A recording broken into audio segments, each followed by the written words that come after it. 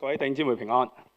今日好開心又有機會同大家去一齊敬拜同埋思想神嘅説話。今一季我哋教會係思想箴言啊。假一個主日之前就已經講咗第一次啊，即係唔知大家有冇留意啦嚇。今日我哋講第二次咧，就係講頭先讀嗰幾節啊。箴言係一個好唔容易去即係領受嘅聖經啊，即係好似我哋日常啲言語咁樣啊，即係咁咧就讀起上嚟好難讀到個深度啊，即係咁所以咧就今日咧我都係考起我啊，即係要擺咗好多時間落去預備今次嘅講道啊，因為我一生都冇咁樣咁認真對過箴言嘅，即係話因為我唔係研究呢方面啦嚇，咁但係因為靈修傳統都係一個智慧嚟嘅，即係嗰啲又唔係絕對，但係咧好多人經驗得到一啲嘅提醒，又好針對到我哋人性一啲好共通嘅軟弱嘅。所以今日就透過呢頭先嗰幾節咧，同大家嘅思想點樣讀箴言啊，其實點樣領受啊，同大家一齊分享下。所以除咗嗰幾節裏邊嘅信息之外咧，就去點樣去讀得到箴言啊？即係俾我哋嗰個神俾我哋個心意係想我哋點解用咁嘅方式咧咁樣嚇。嗱，首先咧讀箴言咧要知道係乜嘢係叫做智慧先啦，咩叫愚蠢先？因為呢樣嘢我發覺係棘住咗我好耐，後尾先至諗通嘅嚇。因為你唔知道佢成日都有啲人好蠢嘅，咁樣做又好蠢嘅咁樣嚇。咁咧其實咧佢就唔係講緊 IQ 啊，即係大家知道，即係唔係話叻唔叻嗰種智慧啊，係講緊 SQ 啊，即係或者叫 MQ 啊，即係道德嗰個智商，或者係嗰個屬靈嘅智商。即係我舉一個例就即刻知嘅，大家即係嗌贏一場交就輸咗個家，好唔值。其實咧 IQ 上邊咧就好容易明嘅啫呢樣嘢，但係咧就好難做到嘅，可以即係有啲人啊，即係靠住神可以做到，但係有些人咧就係到你火起嗰陣時就乜都唔記得晒㗎啦，你明啊？但係你事後咧又諗翻，其實呢啲係人生智慧，即係啲老人家提你嗱，即係贏嗰場交咁用啦，輸咗個家你咁啊點啊咁嚇？喺理解上邊唔係嗰個 IQ 啊，係道德上邊好愚蠢。我一陣間再舉啲例啊，聖經裏邊好多呢啲例子嘅即係醫生叫你做多啲運動，身體就會好，年年要去做檢查，咁你係都唔做咁又唔會一定死嘅，即係你唔做運動，因為或然率上面有啲人係即係鄧小平食煙食到90幾歲都冇事嘅，但係醫生會叫你唔好食煙咁，你聽啊定係唔聽啊？人生你自己嘅習慣，你要諗清楚啦。所以咧箴言係好得意嘅，佢又唔絕對，但係咧，你又唔可以忽視佢，而且佢講緊一啲洞見嚟嘅，insight嚟嘅，即係你忽略佢係好愚蠢啊！即係所謂不聽老人言就點啊？吃虧在眼前啦，係嗰種嚟嘅。嗱，首先咧讀箴言咧，我哋留意咧就係我哋今日嗰幾節經文上邊咧，即係上一次咧其實係有提到就係我哋呢部分咧係叫做30條啊。因為咧佢最主要個背景就係而家嘅考古學研究裏邊係揾到近東，特別係埃及咧係有30條嘅 collection 啊，即係一個匯編咁樣。咁佢其實箴言你知道就係所羅門，然後有另外嘅一啲嘅智者，然後跟住咧就有希西家提過。咁咧就所以應該係可能估計而家學者應該係所羅門去收集或者佢自己有寫過啦，然後佢係收集一啲近東嘅智慧，但係咧佢就擺咗喺我哋嘅信仰裏邊，即係擺咗落去摩西嘅約、亞伯拉罕嘅約、舊約嘅信仰裏邊，佢覺得好有用。譬如我哋今日會講其中一樣嘢叫勤力啊，我話俾你聽點解勤力呢樣嘢係好緊要啊，即係喺我哋信仰裏邊啊。你覺得呢啲係小學生學嘅嘢嚟嘅，但係每我哋係小學生學嗰啲嘢咧，就覺得係好小兒科，但係咧就影響我哋一生。佢擺咗落去信仰裏邊去了解咧，就完全唔同晒。所以你要對成個舊約嘅信仰要熟悉。我哋一陣間有啲條例都係嘅，同嗰啲地界點解唔可以轉移嗰啲問題咧，你要知少少背景，又要知道其他聖經嘅教導，一齊讀。咁所以咧，其實係佢哋將嗰啲嘅搜集咗個近東智慧，或者佢自己去諗到出嚟嘅，將佢神學化咗佢，然後就擺咗喺我哋信仰裏邊咧提我哋。咁所以讀嘅時候咧，你要留心就係，佢雖然唔絕對，但係你唔好忽視。咁呢個咧，因為喺西方傳統嘅人咧係好困難讀得，因為西方嘅人嘅訓練咧係全部都係講絕對命題嘅，即係講教義。一讀到嗰啲唔絕對咧，就話一定要咁做嘅咩？一定要睇，一定要做運動嘅咩？一定唔可以食煙咩？咁啊，嗰個食煙都唔死得啊！咁你明啊？當佢一咁樣 critical thinking 咧，就學唔到嘅，因為你一拗啦，即係嚇我嗰啲唔絕對嘅，但係你唔聽就好蠢㗎啦，即係道德上面好蠢，靈命上面好蠢。所以針對緊人嘅常見嘅弱點，同埋咧你要肯認自己，因為佢係常見嗰啲弱點啊，即係物慾對人嗰種試探啊、錢啊、交朋友啊，今日講交朋友啫，其實你肯開放自己諗下，因為通常咧呢啲嘢唔係完全有同埋完全冇嘅。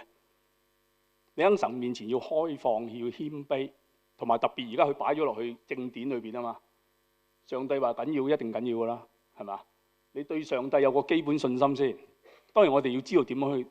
今日希望能夠試下用呢幾個例啊，即係去俾大家知道點樣去領受即係箴言裏邊嘅深度。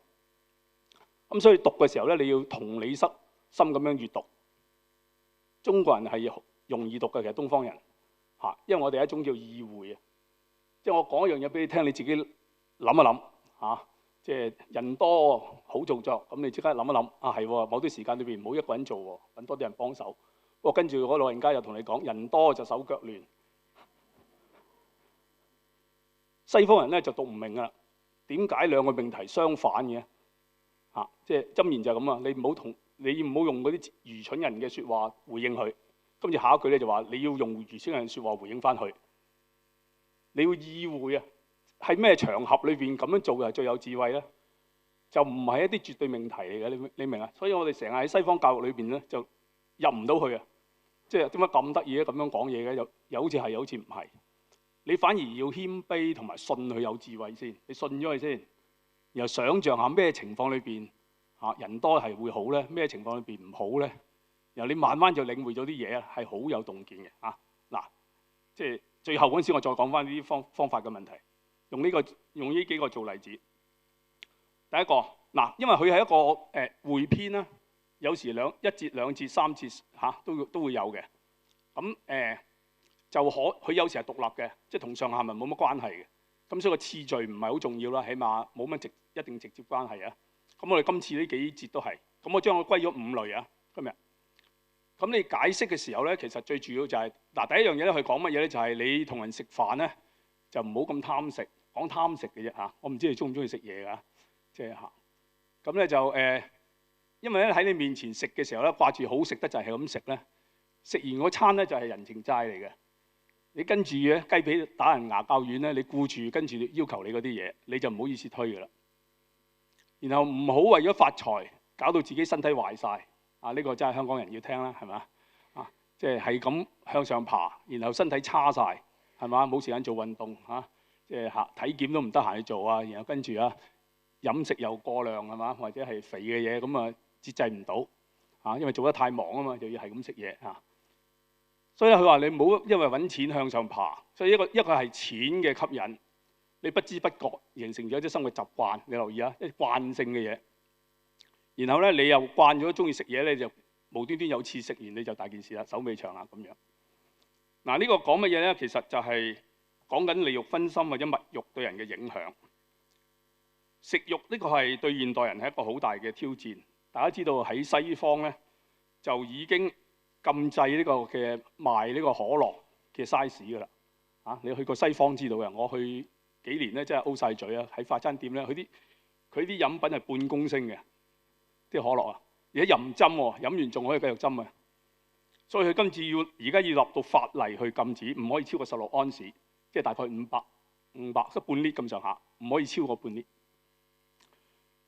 而家亦都禁止 social media， 即係話咧澳洲同埋印尼已經禁咗啦，16歲之下唔使用某啲嘅 social media 啦，唔提名啦因為已經證明咗對 IQ、對 EQ、對 SQ 乜嘢都有影響，瞓覺個 pattern 證明咗有影響啦，認知能力都有影響，所以禁。英國同埋歐盟已經開始傾緊宵禁啊，起碼12點到6點唔俾用，即係後生仔沉溺現代人越嚟越冇自制，係一個我哋要面對自己內心世界，因為呢個唔係外邊嘅事，係我哋自己生活呢個時代。特別香港冇乜地方即係好玩，你就去食嘢，因為食嘢可以減壓啊嘛，所以形成好多嘅問題。所以咧，其實佢講緊嘅係一啲嘅唔好嘅習慣。我今日用一個例子啫。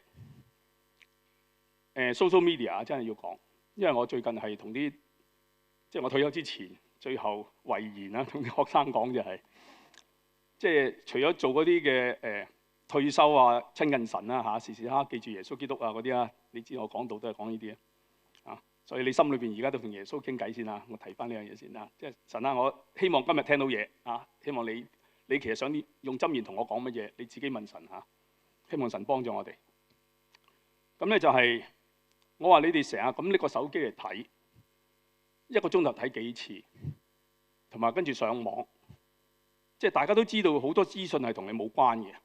現代人發資訊又唔諗下發俾咩人知道，佢自己好開心又影住隻貓咁又影擺上去 social media， 咁你又要睇嗰隻貓又要讚好係嘛？即係咁咧就跟住下一頁咧就係即係伊朗即係被轟炸，然後死一大扎人，又整到啲血肉模糊嗰啲相出晒嚟咁樣。哇！你諗下，你成日幾多資訊係咁轟炸，但係睇完冇責任喎。你明嘅意思啊？嗰啲唔應該有責任嗰啲，你要撳 like 嚇，因為都唔係太疏嘅朋友，好似唔撳又好差，好睇佢撳咗，即係跟住呢度都未開心完嚇，隻貓咁得意未笑完，下一個就死人冧樓，跟住下邊就講隻狗啦，係嘛？即係又另一個資訊嚟。我哋不斷知好多嘢，但係完全冇晒感受，個人都唔知即係啲資訊攞嚟做乜。其實手機已經做咗我哋嘅主㗎啦，喺生活上邊。你要做佢嘅主人啊，為上帝去奪回嗰個主權。你問下耶穌基督，你應該點用個手機係最有建設性？你好多唔需要知嘅嘢唔好知。我好簡單，我話俾啲同學聽，你有急事打電話俾我，我係冇責任時時睇住個手機，我幾個鐘頭先睇一次。即係我一定做完自己啲嘢先。所以現代人係冇辦法集中精神。你知道好多學生而家係做 paper 做唔到嘅，越嚟越困難嘅，因為佢冇辦法同一個時間諗一個課題超過5分鐘。佢一諗咗5分鐘就好悶啦。咁啊開始一幕就7分鐘，即係你知道咁樣點做 paper？ 你諗一樣嘢，諗兩諗又諗到其他啲事情，所以個後患係好大嘅。所以弟兄姊妹嚇，第一樣嘢個學習，將你個手機奉獻俾主，祈禱嚇，你話俾耶穌聽，呢個係你嘅，你應該點用手機？你應該即係嚇打電腦遊戲又一樣，你有節制地打可以好幫助你。但係如果你打到已經一個控制唔到自己嚇，然後跟住嚇打完仲辛苦過，第二朝翻工仲冇精神過，你未打之前你就要諗清楚。呢啲好簡單習慣，而家叫 kiddo 啫，呢一代個樣就好成年人，但係個心就係細路仔啊！你知道。所以第一樣嘢，佢講緊我哋一啲唔好嘅習慣，食嘢、縱慾，即係去其他地方當然講到性啊。講到脾氣啊嗰啲嘢啦嚇，即係好容易成為一個習慣嚇，即係所以我哋手機或者其他用網絡或者我哋食嘢嗰啲習慣係咪要同耶穌商量下，然後定好佢，定咗就以後都跟住咁行。所以有敬畏神嘅心去聽咧，你又要主動自己諗嘅，你冇一見到佢話哦咁樣食嘢就係一個縱慾唔好嘅，我都唔會㗎啦咁樣一睇到就話我唔會咁嘅咁樣，咁就弊傢伙啊！咁啊，應該解一解經先啊，呢度都未解。即係佢呢度話你同官長一齊食嘢嘅時候咧，如果你貪吃咧，就應該將喉嚨放把刀係咩意思咧？就係咧，其實講緊就係應該嗰把餐刀就嚟鋸嗰啲肉噶嘛。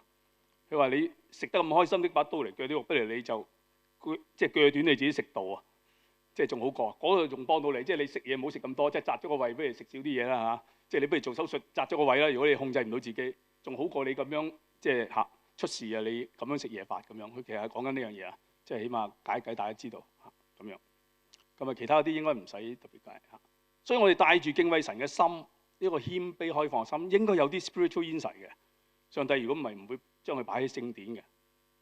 問神，然後你要主動去諗啲例子，你自己舉一反三。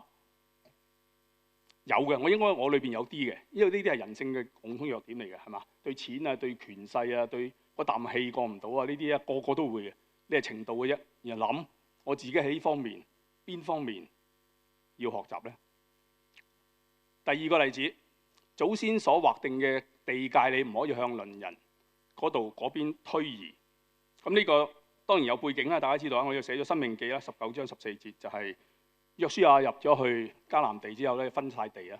然後以色列人咧就係嗰啲地以後分咗你嘅宗族家庭，就唔可以去賣嘅，因為呢個係神俾你哋嘅家族嘅嘢。所以就算即係其他人咩原因都好啦，保留以至到即係大家之間唔會有爭執或者唔會有貪心嗰樣嘢啦嚇。有呢個每個人都係佢自己神賜俾佢嘅一個即係地土咁樣啦。但係點解會挪移地界咧？其他嘅箴言啊，解箴言當然大家都好多人都知㗎啦。你應該將其他箴言擺埋一齊嘅，同一個類別嘅時候咁啊，有時係因為欺負人啊，因為人哋弱小，咁你話炸低唔知又過界，唔知嗰條界又劃過啲，唔知又劃過啲咁樣嚇。咁啊等人攞咗人哋着數啦嚇，唔誠實啦呢個一定係一個好唔誠實嘅事情。聖經裏面有講到就係，我估我哋多數人都唔係大奸大惡㗎，但係有時我哋會唔會又為咗啲小嘅利益、便宜或者貪方便，有時會講咗啲大話又好，做咗啲唔係咁誠實嘅事情咧？我認識一啲朋友出去做獵頭公司，佢哋要假冒一啲即係嗰個，因為佢哋要獵嗰啲總幹事啊，獵嗰啲 CEO 啊嘛，咁咪扮到自己好高級咁樣打電話去，就因為接電話通常都有個 reception 隔住噶嘛，然後就扮到自己係一個老細咁樣，然後話我而家要揾你㗎，我係好朋友嚟㗎，即刻我唔得閒啊，快啲咁即係帶佢咁，然後咧等佢以為你係一個好高嘅官咧，然後就咁樣直接聯絡到嗰個人，然後就嬲佢會唔會跳槽啊嗰啲嘢，你知道？我相信喺商界好多呢啲嘢嘅。另一啲就係我諗大家都知啦，有啲醫生係嘛，即係我哋想體檢咁不如話俾你聽，我呢度痛嗰度痛，咁又就全身檢查，就等佢幫我做咗佢啦。弟兄姊妹，唔好因為啲惡小而為之啊！唔好諗住就係少少嘢便宜明明都唔係痛嘅，不過總係覺得而家痛痛地咁樣，就因為為咗個體檢就覺得自己周圍痛咁樣，就走去同個醫生夾埋做呢啲嘢。你知我哋生活好容易喺邊方面會唔正直？睇下啲利益有幾大嘅，人性係好軟弱嘅。所以曾經有傳道人係返崇拜嘅時候啦，唔喺度教會咧，當然係即係另外嘅情況裏邊。咁咧就佢嗰日瞓晏咗唔知醒，咁啊冇返去，但係佢冇嘢做嘅，咁冇所謂啦，係咪？但係咧，即係第二堂咁佢返去嘅時候咧，咁有個弟兄姊妹就係隨口問下佢你頭先咁早返嚟會唔會即係唔夠瞓啊咩嗰啲咧？即係嚇你係咪返咗嚟啊咁樣？佢直覺就答咗人哋話我喺度㗎咁樣嗰啲，無端端講咗個大話，點知之後就俾人哋發覺咗，就搞出好大件事。一件咁細嘅事就誠信，成個誠信都開始俾人質疑。弟兄姊妹，我哋學習做一個正直嘅人，從小事開始溫水煮蛙，中國人都講。你初初唔覺得係大惡，但係整下就大啲。你知大話都係咁嘅，一個大話講慣咗，跟住又會大啲嘅大話。一個大話講完之後，你又要揾第二個大話去冚住第一個大話，後患無窮啊！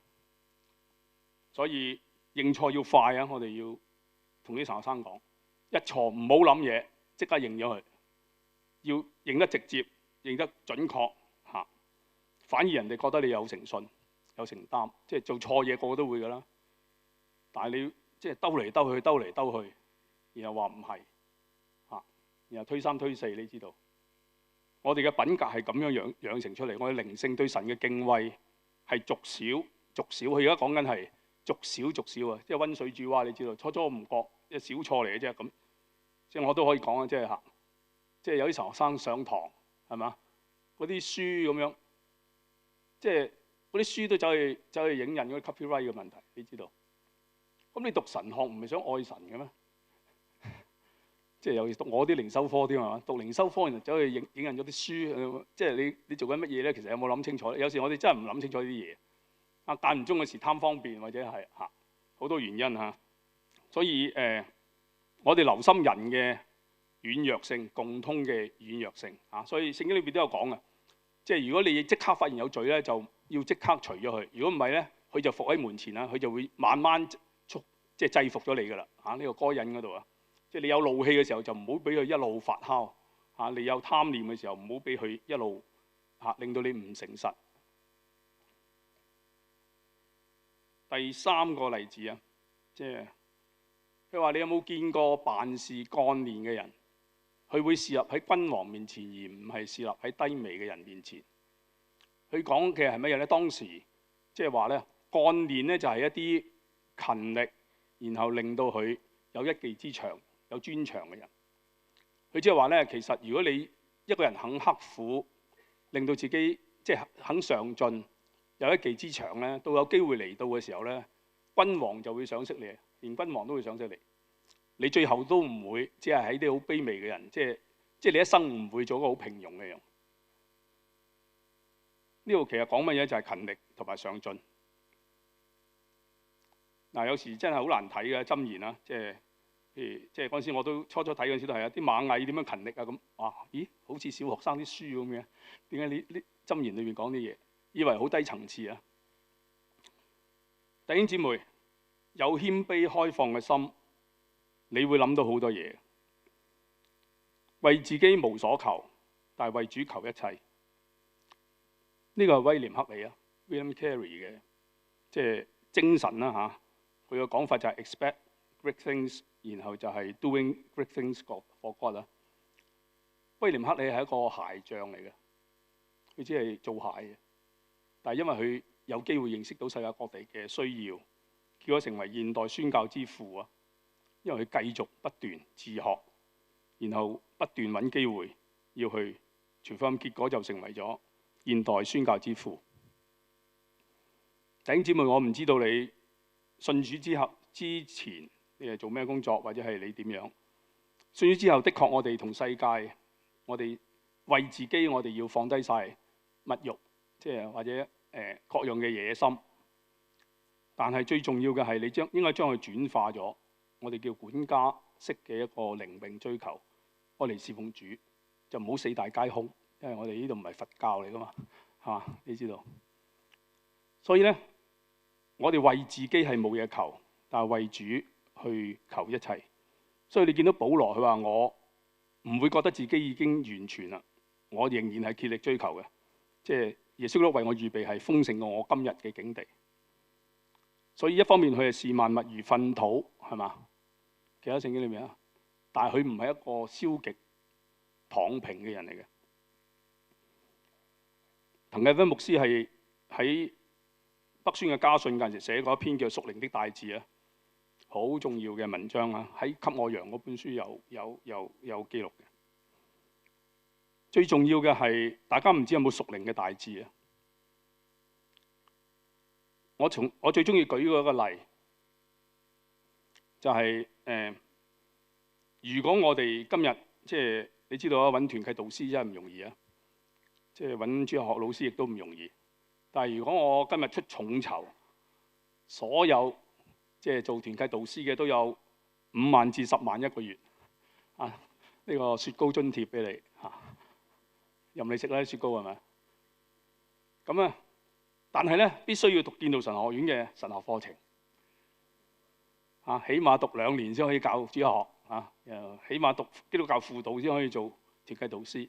不過咧，俾你5萬至10萬一個月，我估揾到人做喎應該。你都會心喐喐啦，係嘛？不過我成日都話，最可惜就係冇。我哋愛錢嘅心咧，你平日唔係好覺㗎，就係因為冇錢啫嘛。你愛神嘅心係冇你愛呢5萬蚊咁大嘅，你諗下你啲動力係嘛？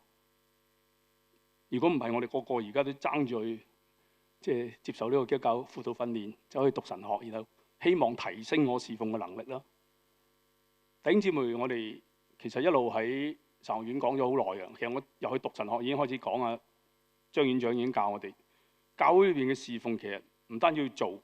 唔單要勤力，仲要好質素、超專業嘅水平。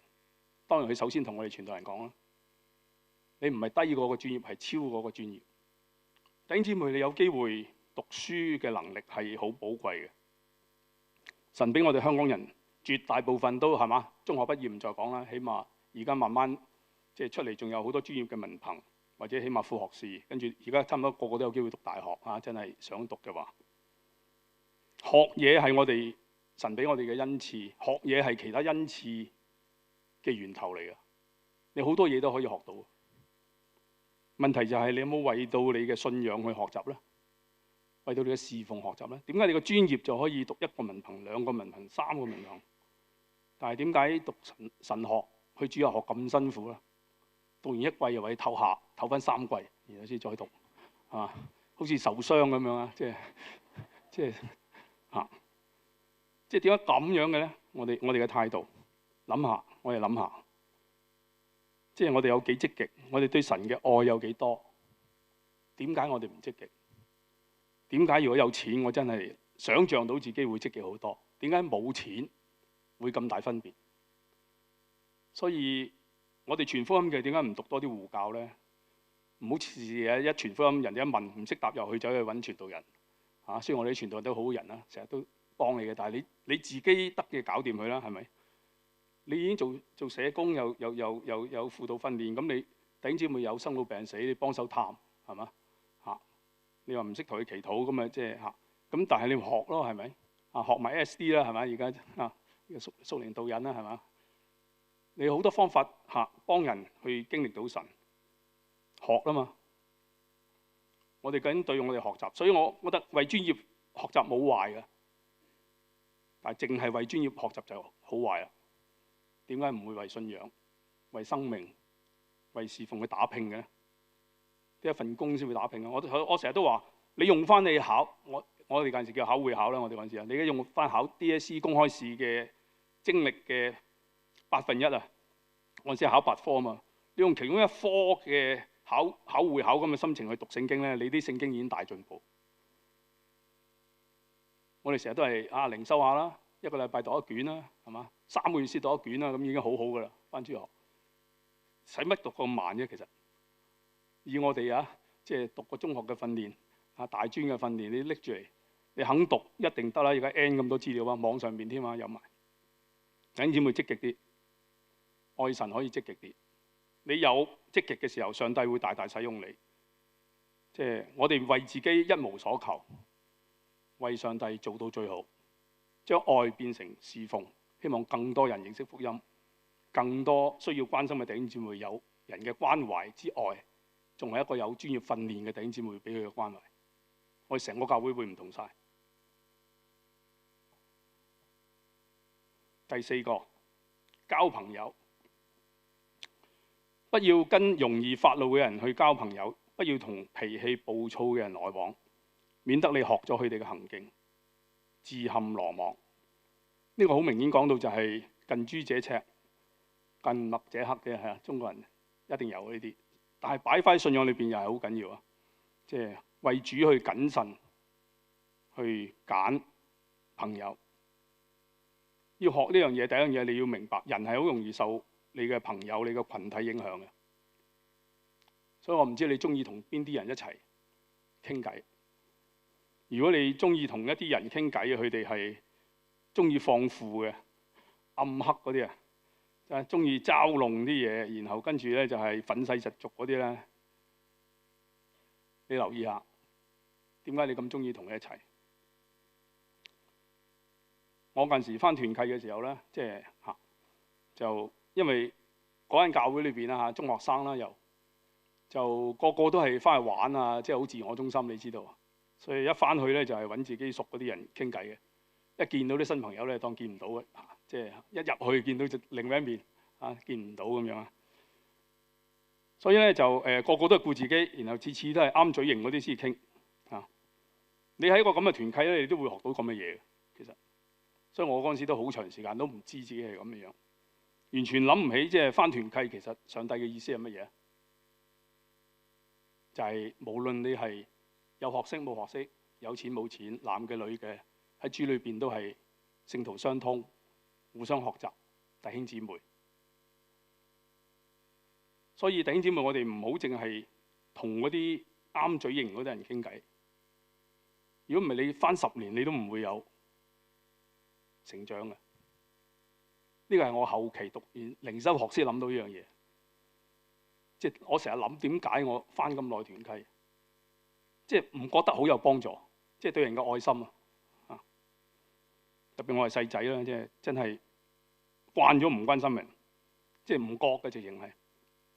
後尾先至發現好簡單嘅道理啫。所以弟兄姊妹，我鼓勵你，你唔使次次返去逼自己要同嗰啲唔熟嘅人傾偈嘅，即係冇人做到呢樣嘢，亦都唔需要。但係你4次有1次同一個唔識嘅人帶住耶穌一齊返去話俾佢聽，你問我，我一定次次返去同嗰啲熟人傾偈㗎啦。今次我特登同嗰個好難相處嗰個都試下，大家打破嗰個隔膜又好，或者我同一啲唔相熟嘅我都要認識下佢啊。每個人都有可以學習嘅地方，係咪？聖徒相通點樣體驗呢？大家雖然唔同學識、唔同即係社會階層，但係原來喺基督裏邊啲經歷一樣嘅，因為大家都係面對罪、面對試探、面對苦難、人生嘅苦難，又有得勝嘅經歷，亦都係失敗。大家都需要互相扶持，試下去認識多啲唔同嘅弟兄姊妹。愛心係逐步逐步培養出嚟嘅，唔會一步突然之間變咗好有愛心。愛嘅操練係從你實際嗰班團友開始嘅，所以好多人即係返完團契其實冇成長。我希望我哋都唔係做咁嘅人啦，所以我哋學習下，我哋無論弟兄姊妹有啲人熱心嘅，我哋喺佢身上面學到嗰種熱心、嗰種愛心；有啲人冷淡，我哋唔好俾佢影響到。靠帶住耶穌返團契，咁樣我哋會成長嘅。更加唔好因為啲弟兄姊妹冷淡，我就唔返團契，仲死呢樣嘢啊！所以你跟住你知道你啲朋友係咩啊？你連你即係冇一個人係完美㗎啦，大家都知道。但係你團契就係上帝安排俾我哋嘅，你除非有個更好嘅團契，如果唔係你唔好隨便離開即係你自己嘅屬靈嘅群體啊。反而大家互相提醒、互相學習啊。最後一樣嘢，不要替人擊掌擔保，亦都唔好為欠債嘅人作保證人，即係做保啦、作保啦嚇。即係我都知啦，保證嗰啲。如果你哋有冇咩賠俾人咧，何苦讓人拿走你躺臥嘅床？其實呢度係講緊咧，即係做善事係好嘅，但係都要有智慧。好有趣啊呢樣嘢，即係有愛心冇智慧可以好心做壞事嘅。佢呢度係講到唔知咩原因係嘛？但係你睇個背景就知㗎啦。其實箴言咧好多地方講為人作保咧都負面嘅，即係鼓勵唔好做。點解咧？係因為以色列人咧借債咧就唔係一個商業交易嚟嘅，喺神嘅律法裏邊係一個幫助窮人嘅，因為冇需要都唔問人借錢。所以抵押品咧，你唔可以拎咗去，冬天唔可以拎件厚衫作抵押嘅，冇就冇抵押品。同埋咧，如果佢7年都還唔到咧，真係窮得滯，還唔到就免咗佢。你明啊？所以借債本身係一件幫助人嘅事嚟嘅，唔係一個商業交易嚟嘅，更加唔可以有利息啦，因為當時冇通脹啦嚇，即係更加唔可以有利息嘅嚇。所以啲人如果仲要揾人作保咧，即係話嗰個人根本係諗住一定要收翻，即係佢唔信得過借債嗰個，如果還唔到就咁。所以唔知咩原因，可能係因為你好熱心嚇，或者你即係純粹諗住嗰個借債嘅一定還到㗎啦咁樣嚇。佢話你要計算過，如果你做得擔保人，如果還唔到，你就諗住幫佢還晒佢。因為其實簡單嘅意思就係，如果你幫佢還得晒，你不如你自己借俾佢啦，即係唔使嗰個人借俾佢啦。你明唔明啊？背後其實按翻神嘅律法啦。第一你要熟聖經背景啦，咁你明佢嗰啲做乜嘢啦。但係如果你冇能力幫佢還到咧，你就唔好咁做啊！如果唔係，你到時嗰筆債好大，你自己還可能連床都冇埋。佢提你啊，即係你做善事要計算後果，你真係做得到嗰啲嘢。所以呢個就係做一件好嘅心腸，出發點動機係好，但係都要有真理，即係有理性、清晰聖經之下嘅理性去諗清楚做一件事。最近一個例子就係一個朋友佢懷疑個小朋友有特殊教育需要咧 SEN 啦。咁但係咧嗰個精神科醫生就覺得冇，而個精神科醫生就好間接、好婉轉，因為佢唔係做輔導啦，但係其實就話其實係屋企人太縱容佢，所以個細路咁自我中心，即係嚇。咁咧，然後跟住翻去一個嘅 cleanser 跟進咧，個 cleanser 話其中一樣嘢最有幫助咧，就叫佢做家務，同埋叫佢有禮貌，識得同人打招呼，同埋多謝人。現代嘅細路仔竟然連呢啲嘢都唔識，而習慣性變成自我中心，就以為佢可能已經有 SEN 啦。弟兄姊妹，我哋究竟點教我哋下一代咧？我要喺呢度同大家諗，有熱心，我哋想下一代好，但係其實我哋俾咗啲乜嘢佢咧？即係呢一代太遷就下一代嘅小朋友，搞到佢我哋基本嘅禮貌都冇。我哋近時話食飯唔好夾，即係淨係夾面前嗰啲飯啊嘛，同埋要叫咗人先食飯噶嘛。家教好基本嘅嘢，呢啲係養成咗對長輩嘅尊重，或者攞咗禮物，你中唔中意一份禮物唔緊要嘅，你多謝人咧，人哋一分心意，睇心意噶嘛。但係而家啲細路好多啊，即係一睇落，咦我都有嘅，咁咪擺埋一邊，真係死得啊係嘛？而家有邊個冇啊？而家即係個個都我哋香港。我舉一個例子啊，即係有朋友將啲小朋友擺咗落去國際學校。嗱，我唔係話擺國際學校一定唔好啊，即係有好多同事係好好嘅，啲仔女讀國際學校。但係你要諗清楚你想做乜嘢，然後跟住移民咗，然後咧就發覺即係個小朋友去到即係14、15歲個女嘅有3個即係幾個女啦嚇。然後跟住咧就係發覺佢好有西方嘅思維。咁之後佢其實教育好成功啦，因為喺香港已經讀國際學校，英文好好啦。但係最近最重要就發覺佢西方思維背後係嘅價值觀都好西方。14歲已經好想拍拖，好擔心。但係個媽媽係一個好保守嘅背景，爸爸就用強勢諗住壓佢而家。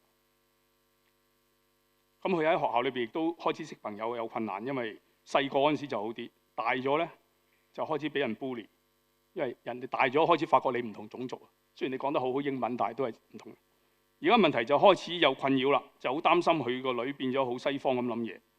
但係個問題就係，喂，你擺喺國際學校，你冇諗過佢係會講英文之後會好接受西方嗰套思想嘅咩？你今日先知嘅好似，你明唔明啊？我哋究竟做緊乜嘢喺度？即係我唔係話針對國際學校，而係話你幫佢揀中學嘅時候，你愛主。你就諗清楚揀咩學校，你想佢有基督教信仰影響啊？我唔係一定話要基督教學校，但係起碼你諗清楚你嗰啲選擇。如果唔係你一生做緊乜嘢，你影響緊佢一生喎。所以弟兄姊妹，即係我哋其實喺生活裏邊有時好愚蠢，唔係因為我哋冇 IQ， 係因為我哋冇 SQ。第一，聖經裏邊我哋好多嘢。聽完之後，去到實際處境就唔醒起，而箴言就係用一啲好精簡嘅説話，講咗你幾個好重要嘅人性嘅弱點，錢嘅影響，唔好以為冇，物慾嘅影響，中意食嘢，中意享受，然後我哋交朋友，即係對身邊嘅人，邊啲係我最經常來往嘅人，我哋冇諗清楚，一啲唔好嘅習慣，我哋繼續保留，佢不斷提緊我哋呢啲嘢啫。其實，所以讀嘅時候咧，你只要即係帶咗個意會嘅心，就係一定有啲智慧喺裏邊嘅。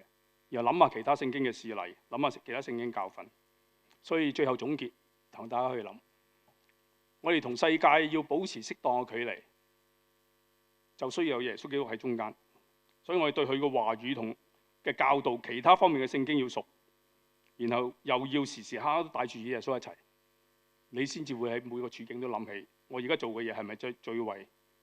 即係上帝係最榮耀上帝嘅選擇咧，所以第一，我哋帶咗個謙卑開放嘅心，呢個係神嘅説話，我學習，然後學習綜合就係有其他聖經嘅教導一齊諗，然後認定生活每一個處境都屬於上帝嘅主權範圍，冇一啲係太小事，所以勤唔勤力都係上帝好關心嘅嚇，即係交友飲食都係佢關心嘅嚇，社交娛樂冚唪唥都係佢關心嘅嘢，然後最後用不住嘅禱告。帶住，因為如果我哋唔係時時刻刻同耶穌一齊，我哋就冇辦法為上主而活嘅。For Christ 之前嘅要求就係要 with Christ， 時時刻刻，因為係我哋唔可以靠自己嘅意志去實踐聖經嘅，要喺每個處境都帶住耶穌一齊，然後諗下點樣可以回應得好啲，處理得好啲。好，今日同大家分享到呢度，好嘛？一齊祈禱結束。